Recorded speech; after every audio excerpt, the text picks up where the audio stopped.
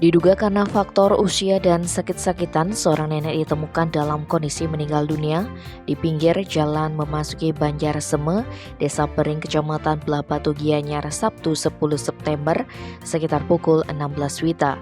Berdasarkan informasi yang dihimpun di lapangan, peristiwa itu bermula ketika sekitar pukul 16 WITA, salah seorang saksi Nimade Sunari melihat korban Ninenggi 95 tahun, alamat Banjar Patolan, Desa Pering, Kecamatan Belah Batu Gianyar, berjalan kaki melintasi di depan warung milik saksi.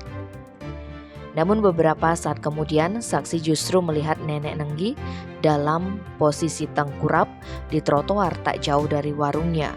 Atas kondisi tersebut, saksi kemudian meminta pertolongan kepada warga sekitar untuk membantu mengangkat tubuh korban. Hanya saja setelah dicek ternyata korban sudah dalam keadaan meninggal dunia. Peristiwa ini pun kemudian dilaporkan ke Polsek Belah Batu. Kapolsek Belah Batu Kompol I Ketut Suharto Giri yang dikonfirmasi terpisah membenarkan perihal peristiwa tersebut.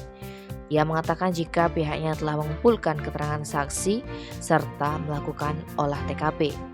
Dan atas hal tersebut keluarga korban pun menerima kematian korban dan tidak melaporkan kematian korban ke pihak terkait.